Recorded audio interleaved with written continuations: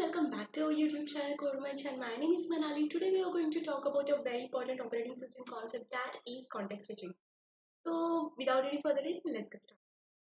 So let's imagine एक real life example लेते हैं कि आप समझो YouTube पे कोई रैंडम फनी वीडियो देख रहे हो और आपको बीच में ही नोटिफिकेशन पॉपअप हो जाती है कि Manali has uploaded one very interesting tutorial on her Codemanch channel. तो आप क्या करते हो, आप अपना जो वीडियो चल रहा है उसको वहीं पर स्टॉप करते हो and you go directly to Codemanch channel and watch कि मैंने क्या अपलोड किया है, राइट। और मेरा जब ट्यूटोरियल खत्म हो जाता है तो फिर आप फिर से आप जहाँ पे वो मूवी देख रहे थे या फिर कोई वीडियो देख रहे थे फिर से चले जाते हो उसी वीडियो के ऊपर और वहीं से स्टार्ट करते हो जहाँ से आपने स्टॉप किया था। क्योंकि मनाली का जो वीडियो वो तो बहुत इंपॉर्टेंट है, वो तो आपको देखना ही पड़ेगा, उसी टाइम पे देखना पड़ेगा। तो that's what A context switching mean. का मतलब क्या होता है कि आपने क्या किया, आपने कॉन्टेक्स्ट स्विचिंग कर ली आपको बिना पता हुए।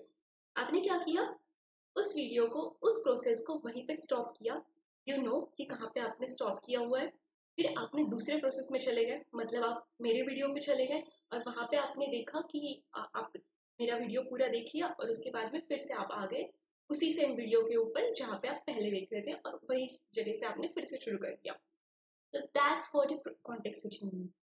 तो चलो हम इसको थोड़ा सा टेक्निकल टर्म में देखते हैं कि ये क्या हो रहा है, right. Context switching means the CPU changes from running one process to running another.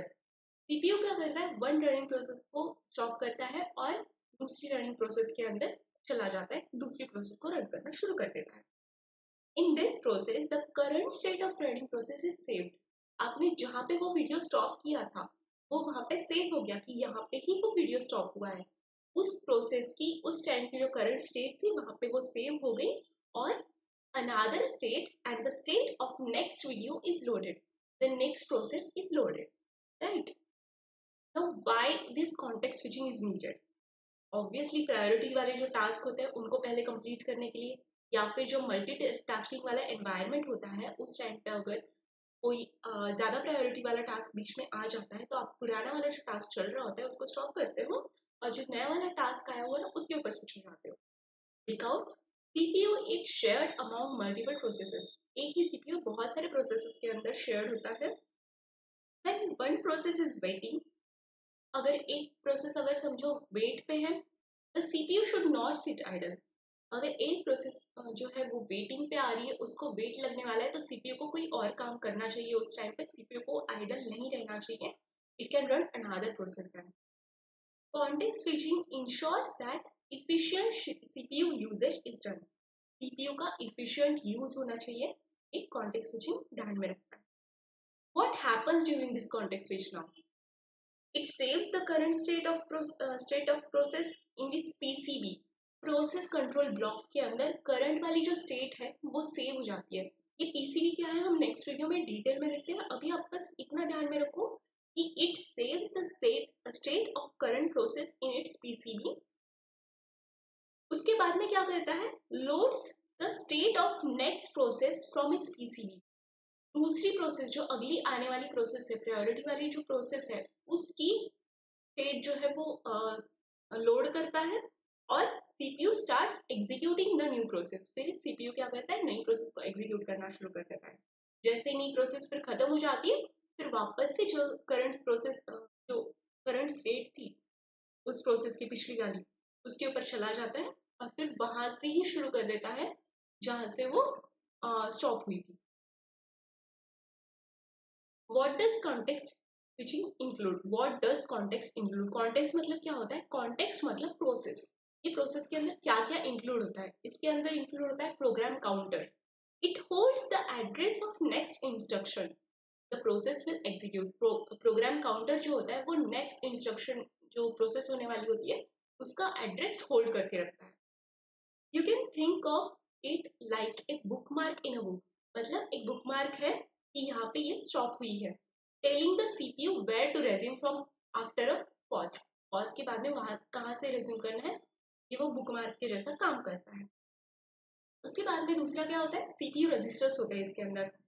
CPU registers are very small fast storage locations. These are fast storage locations inside the CPU that store intermediate data or calculations. बीच में जो data या फिर calculations करने होते हैं उसका जो intermediate data होता है, छोटा मोटा डेटा होता है ना, उसको स्टोर करने के लिए रजिस्टर्स काम आते हैं। जस्ट लाइक अ कैलकुलेटर स्टोर्स टेम्पररी नंबर्स, जैसे कैलकुलेटर के अंदर आप टेम्पररी नंबर स्टोर करते हो, these registers hold data needed by the processes. Process को नीड होने वाला जो डेटा है वो ये प्रोसेसर्स, ये जो रजिस्टर्स है वो स्टोर करके रख देते हैं। During context switching, all these values are saved so that the process can resume seamlessly later.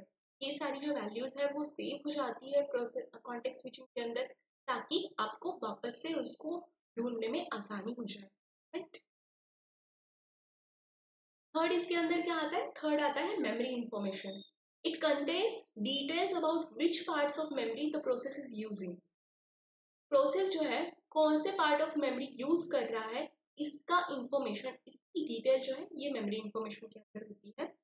It includes pointers to the code, data and stack segments और page tables in case of virtual memories.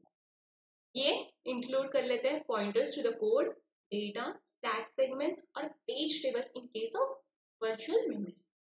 Basically, it helps the operating system know where the process resources are allocated in the memory. मतलब क्या, इस process के लिए resources कहाँ पे allocated हुए हैं मेमोरी के अंदर, ये बस समझने के लिए काम आता है। उसके बाद में फोर्थ क्या है? Process state. It describes the current status of process. मतलब ये क्या होती है कि करंट स्टेटस ऑफ प्रोसेस जो है वो डिस्क्राइब करती है। एग्जाम्पल क्या है? प्रोसेस की स्टेट कौन कौन सी देखी थी हमने पिछले वीडियो में? रनिंग, रेडी, वेटिंग, ये तीन प्रोसेस, मतलब जो भी आगे भी बहुत सारी प्रोसेस के स्टेट्स है, हमने 5 मेन स्टेट देखी थी और 2 जो है वो सस्पेंडेड स्टेट देखी थी। वो सारी जो प्रोसेस की स्टेट्स है वो डिस्क्राइब करती है इसके अंदर, वो भी प्रोसेस के अंदर इंक्लूड होता है। This helps the operating system manage the scheduling of processes efficiently. Processes का शेड्यूलिंग प्रॉपरली होने के लिए ये यूज होता है। हमने अभी तक क्या देखा है, इन शॉर्ट में देख लेते हैं। कॉन्टेक्स्ट मतलब क्या? द स्टेट और info of a process. Context मतलब क्या? प्रोसेस की इंफॉर्मेशन। स्विचिंग मतलब क्या? Changing from one process to another. And context switching मतलब क्या होता है? Saving current process and loading another process. अब एक छोटी सी टिप है आपके लिए कि क्या टिप हो सकती है। Context switching takes time. Context switching जो है वो टाइम लेता है, कॉल्ड कॉन्टेक्स्ट स्विच ओवरहेड। जो टाइम लेता है उसको बोलते हैं context switch overhead. It is not useful work, just a necessary operation to manage multitasking. ये जो है मल्टीटास्किंग के अंदर काम आता है। So that's it for this video. Thank you very much for watching. I hope you understood the topic. Thank you. Bye bye.